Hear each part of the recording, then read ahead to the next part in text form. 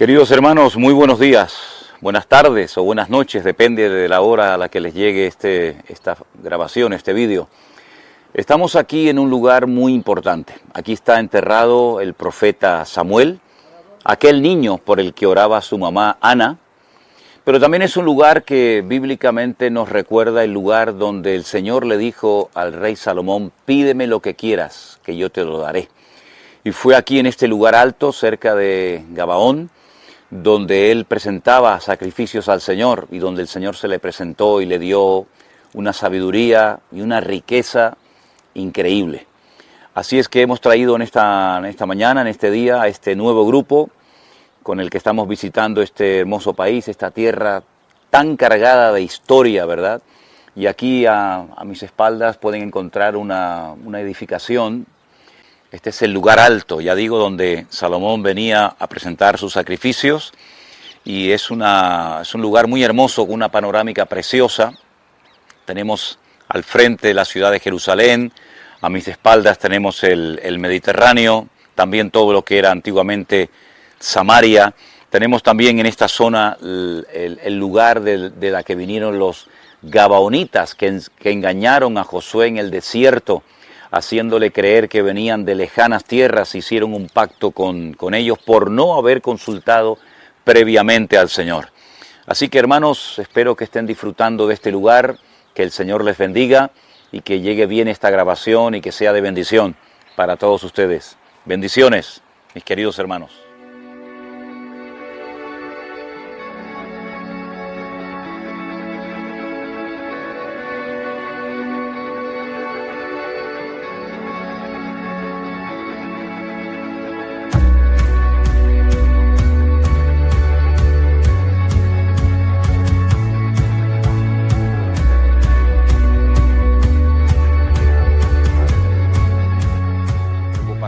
Y llantos y lamentos, ¿no?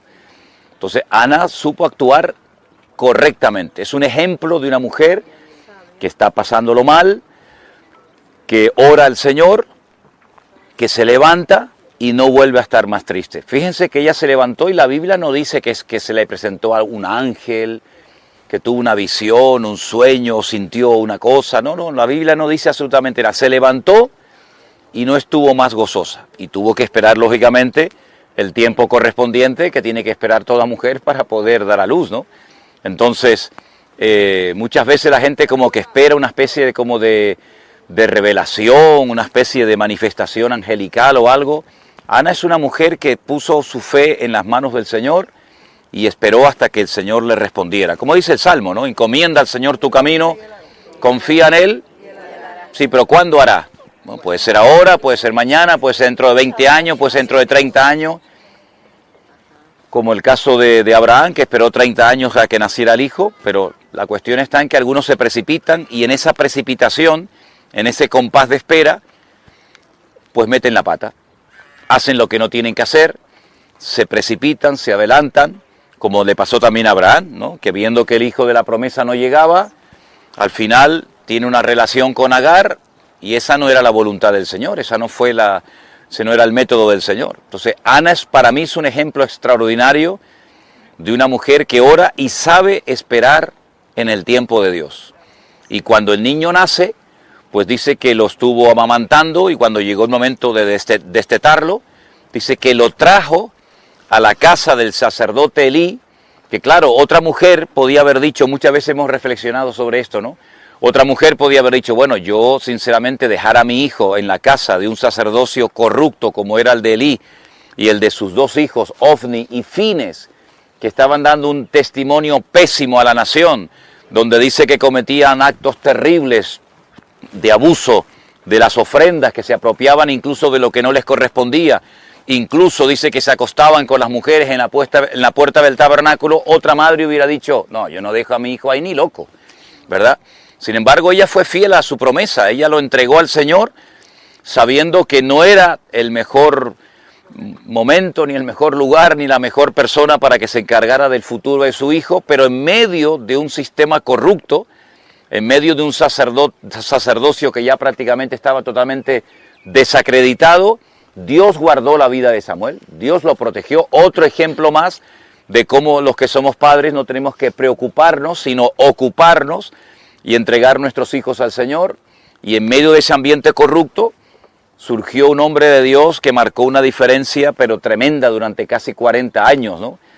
Hasta el punto que llegó a ungir a los dos primeros reyes de este país, a Saúl, procedente de la tribu de Benjamín, como escuchábamos, y a David, procedente de la tribu de Judá.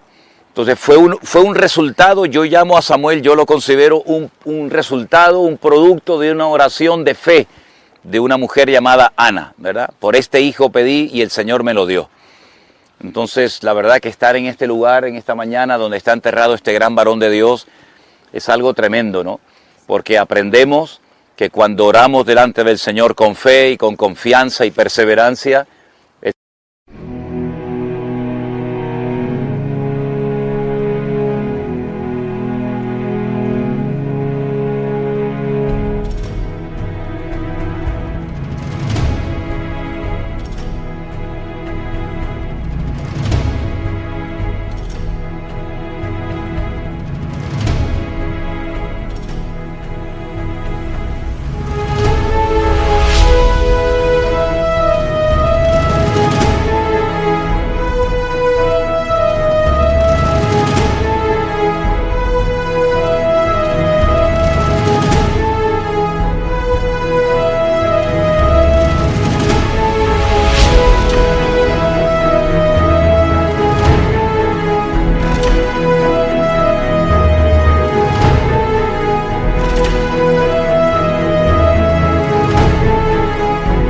Señor nunca nos va a defraudar, sino más bien todo lo contrario. El Señor realmente sorprendió a Ana, dándole no solamente un hijo, sino un hijo realmente especial, porque Samuel fue una persona con una sensibilidad desde niño. Desde niño dice la Biblia que llegó hasta oír la voz de Dios, audiblemente, por su propio nombre, ¿no? Samuel, Samuel. Y fíjense qué interesante, cada vez que Dios llama a una persona y le va a dar un llamado o un encargo especial, siempre menciona dos veces su nombre, ¿no? Moisés, Moisés, Abraham, Abraham, en este caso Samuel, Samuel. Pero él dice que aún no había conocido la palabra, la voz de Dios. Estaba siendo criado por un sacerdote, pero ni siquiera ese sacerdote había oído jamás la voz de Dios. Y entonces él va al cuarto, al aposento del sacerdote Elí, y Elí le dice: hijo, yo no te he llamado, vete y acuéstate. Y así una vez y dos, y al final le dice: bueno, si vuelves otra vez a oír tu nombre, dile, he aquí, habla que tu siervo oye, ¿no? Y entonces el Señor le da una palabra, pero una palabra durísima, que al día siguiente él se la manifiesta, se la revela completamente todo al sacerdote Elí, y bueno, ese sacerdocio quedó totalmente destruido, ¿no? Porque dice que en un mismo día murieron los hijos y el padre.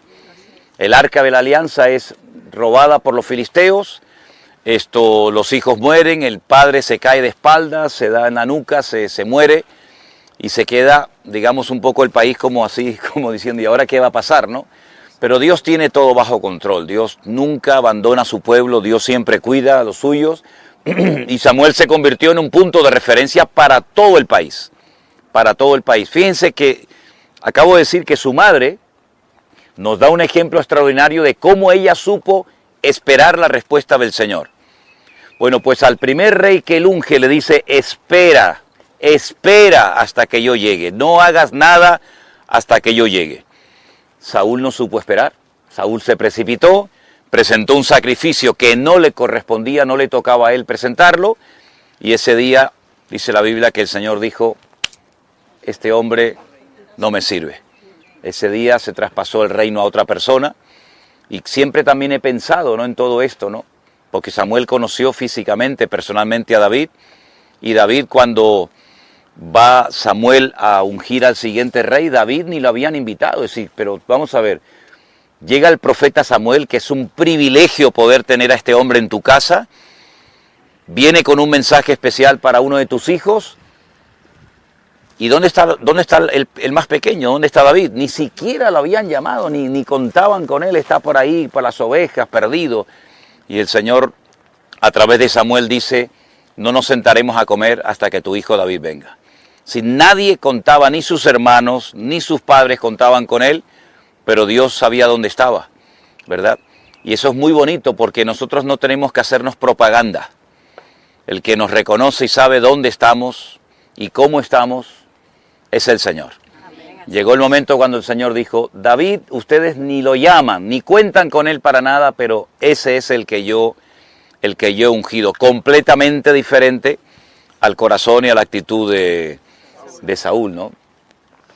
Una persona, lógicamente, como cualquier líder, muy temperamental, con un carácter fuerte, pero con un corazón para Dios espectacular, ¿no? Hasta que el Señor dijo, no hay nadie más cerca de mi corazón que Él.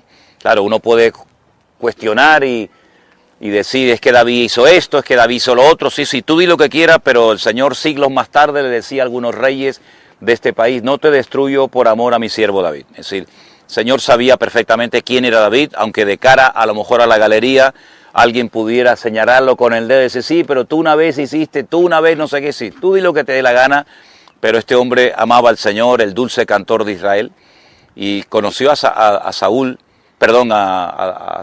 personalmente. Y bueno, es una historia extraordinaria. A mí, sinceramente, Primera y Segunda de Samuel, esos libros que tenemos en la Biblia, son dos libros extraordinarios, ¿no? Dos libros muy bonitos. Y saber que ahora están ustedes encima, porque me imagino que se podrá bajar un poquito abajo, no sé, a la tumba de Samuel, es tremendo. Y ese manto que cubre la tumba de Samuel, como la van a ver, dice, por este niño oraba y el Señor me lo concedió. Dice, deleítate a sí mismo en el Señor y Él te concederá las peticiones de tu corazón, siempre y cuando vayan alineadas con su palabra y con su voluntad, ¿verdad? Porque la oración, como yo digo, no es una llave maestra, que todo lo que pido Dios me lo tiene que dar, porque siempre he dicho que hay tres formas como Dios responde a una oración. Con un sí,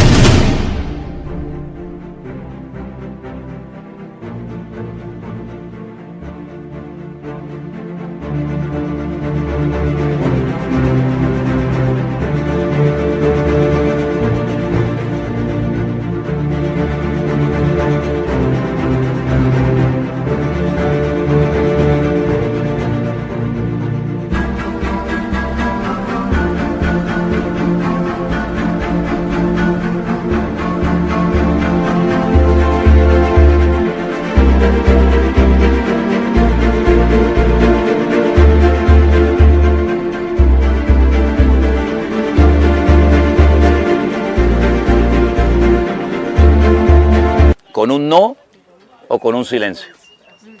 Y hay que saber interpretar el silencio de Dios, ¿verdad? A veces el silencio otorga y a veces el silencio prohíbe. Hay que saber interpretar los silencios de Dios, que muchas veces Dios responde con un silencio, pero por la experiencia, por el discernimiento, por el conocimiento de la palabra, uno tiene que decir, bueno, Dios ha guardado silencio y ese silencio es sí, o ese silencio es no.